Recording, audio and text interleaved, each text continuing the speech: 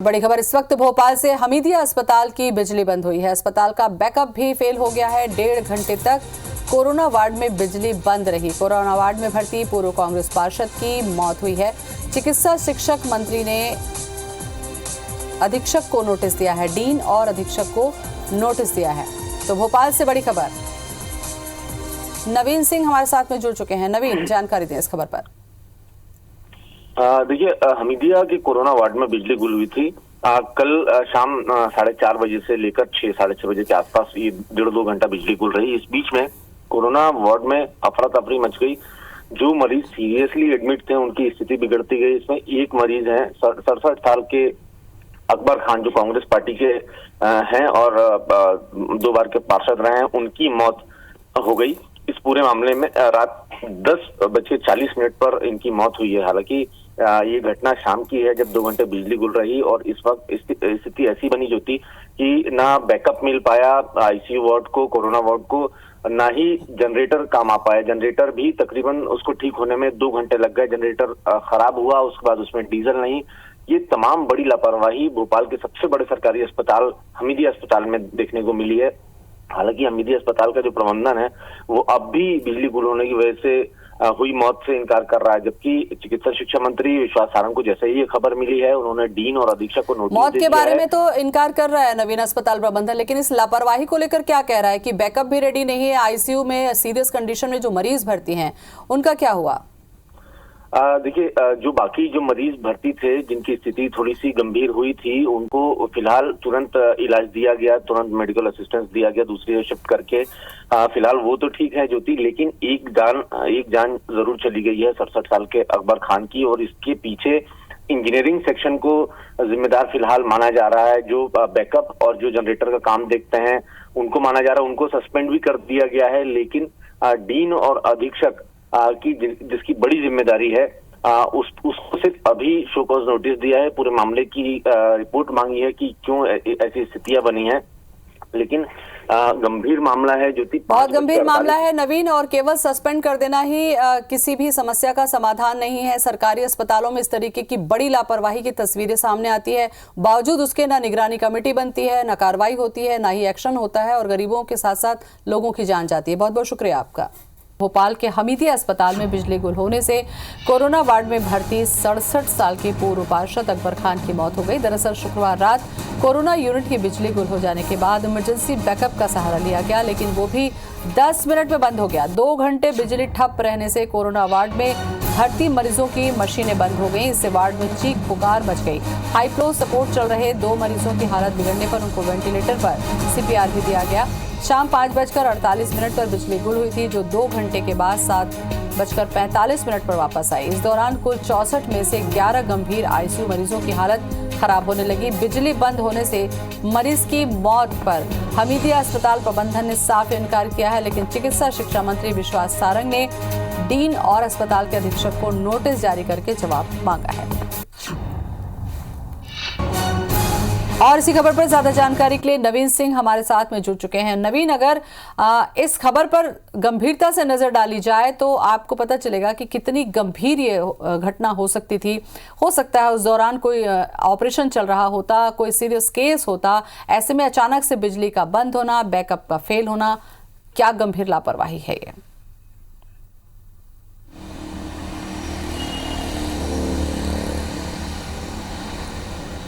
देखिए ज्योति, पिछले कुछ दिनों से लगातार हम देख रहे हैं मध्य प्रदेश की स्वास्थ्य व्यवस्थाएं कितनी खराब हो चुकी हैं, कितनी बदहाल हैं। शहडोल की तस्वीरें लगातार लोगों ने देखी और हर दिन वहां पर बच्चे मरते रहे, और जबकि स्वास्थ्य महकमे के जो सबसे बड़े जिम्मेदार हैं स्वास्थ्य मंत्री, उनको उन शहडोल ज़िले के अस्पताल के डॉक्टरों को क्लीन चिट देते रहे। आप भोपाल की तस्वीरें देखिए। हमीदिया अस्पताल का मामला है। राजधानी भोपाल में कोविड-19 के पेशेंट की मौत हो गई, और मौत होने की वजह सिर्फ ये रही कि अस्पताल की बिजली गुल हो गई।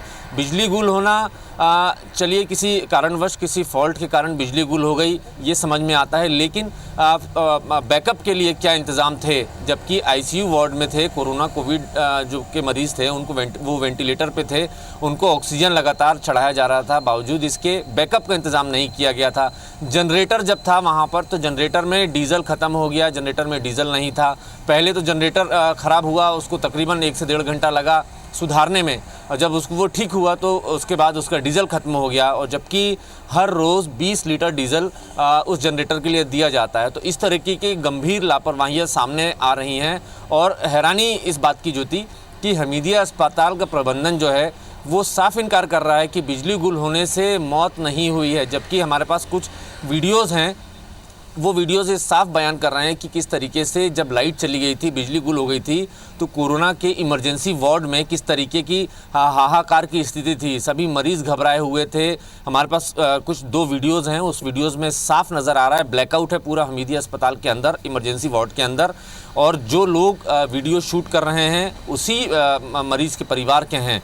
तो उन लोगों ने शूट किया है वीडियो, और उसके बाद नर्स वहाँ की जो है हमीदिया अस्पताल की, उससे टेलीफोनिक कन्वर्सेशन भी है, उससे बातचीत की है, और ये पूछा है कि लाइट जाने की वजह से, बिजली गुल होने की वजह से किसी तरीके की कोई परेशानी तो नहीं आ रही है अस्पताल में। नर्स भी इस बात से साफ स्वीकार कर रही है कि लाइट जाने की वजह से, पावर कट होने की वजह से बड़ी परेशानियों का सामना करना पड़ रहा है। लेकिन इन सबके बावजूद मध्य प्रदेश सरकार के जो स्वास्थ्य विभाग है, चिकित्सा शिक्षा विभाग है, वो इस बात से इनकार कर रहा है कि मौत होने की वजह लाइट जाना नहीं है। हमीदिया अस्पताल के डीन और जो अधीक्षक हैं इनकार तो करेंगे ही नवीन, इनकार तो करेंगे ही। आप बताइए कि अगर अव्यवस्था और प्रबंधन की, कुप्रबंधन की बात होगी तो स्वीकार करेंगे तो बड़ा मामला फंस जाएगा। आप देखिए, जिसका जिक्र आपने किया, शहडोल में इतने बच्चों की जान चली गई, स्वास्थ्य मंत्री दौरे पे गए, दौरे से लौटने के बाद फिर से 2 लोगों की, बच्चों की मौत हुई। इतना बड़ा हमीदिया अस्पताल है, बैकअप के नाम पर कुछ भी नहीं, ये अपने आप में बड़ा सवाल खड़ा करता है।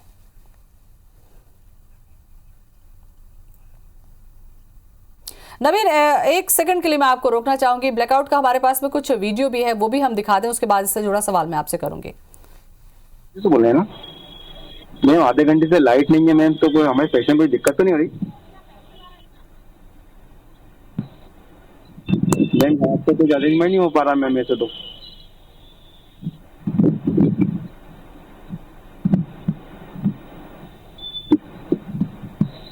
अच्छा मैम, बहुत दिक्कत वही है, यहाँ हम बाहर खड़े हुए मैम, कुछ हो नहीं पा रहा, सब जगह की लाइट है मगर यहाँ की लाइट नहीं है। आप क्या करें मैम?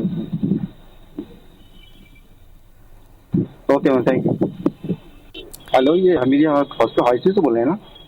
तो ये तस्वीरें भी हमने अपने दर्शकों को दिखाई कि इतना बड़ा हमीदिया अस्पताल, भोपाल का सबसे बड़ा हॉस्पिटल, अंधेरे में डूब गया। बैकअप के नाम पर 10 मिनट ही वो चल पाया। इस दौरान अंदाजा लगा सकते हैं कि क्या स्थिति रही होगी।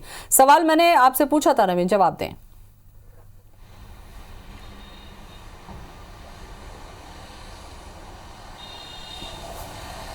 हाँ, देखिए, बिल्कुल हमीदिया अस्पताल से हमें लगातार इस तरीके की खबरें मिलती रही हैं, और कई बार ऐसी खबरें मिली हैं कि स्ट्रेचर होने के बावजूद वहाँ पर मरीज़ों को स्ट्रेचर नहीं मिलता है, ऑक्सीजन की कमी है वहाँ पर, कई मरीज़ों की स्थिति गंभीर हो चुकी।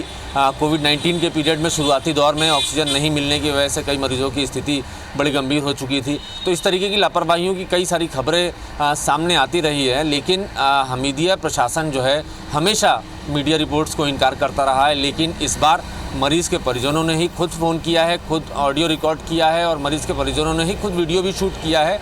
और हैरान करने की बात है कि 67 साल के एक शख्स की मौत हुई है, जो कोरोना से काफ़ी हद तक ठीक हो चुके थे। उनको वेंटिलेटर पर रखा गया था, उनको ऑक्सीजन दी जा रही थी। 67 साल की उम्र है, मोहम्मद अकबर खान नाम के शख्स हैं।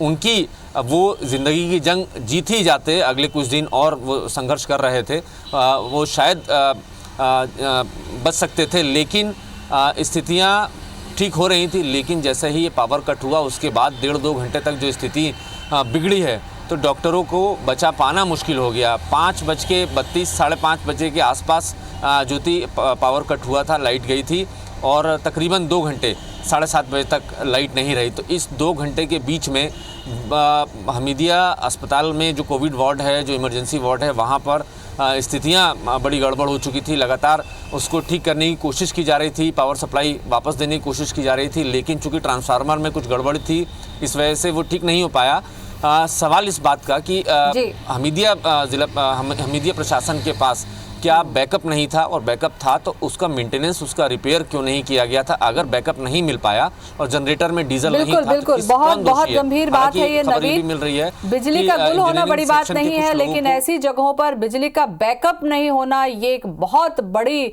गंभीर लापरवाही हो सकती है। बहुत बहुत शुक्रिया आपका जानकारी के लिए। तो हम अपने दर्शकों को वो तस्वीर भी दिखाते हैं जब हमीदिया अस्पताल अंधकार में डूब गया और वहां के जो परिजन थे मरीज के वो परेशान हो रहे थे। ऑडियो सुनिए और आप अंदाजा लगाइए। नहीं है मैम, तो कोई हमें पेशेंट को दिक्कत तो नहीं हो रही? दिक्कत तो बहुत हो रही है ना सर, लाइट के बिना कैसे नहीं, आपको कुछ अरेंजमेंट नहीं हो पा रहा मैम ऐसे तो। अरेंजमेंट अब हाँ तो सब एम्बुवेक्स से और सब लगाए हुए हैं, बहुत दिक्कत हो रही है। अच्छा मैम, बहुत दिक्कत वही है, यहाँ हम बाहर खड़े हैं मैम, कुछ हो नहीं पा रहा, सब जगह की लाइट है मगर यहाँ की लाइट नहीं है। आप क्या करें मैम इसमें? देख लीजिए। Okay ma'am, thank you. तो ये सरकारी अस्पतालों की तस्वीर का नज़ारा हमने दिखाया कि बिजली गुल होने के बाद बैकअप भी फेल हो गया और उसके बाद में परिजन किस तरीके से परेशान होते रहे, खासकर तब जब कोरोना काल का संक्रमण है।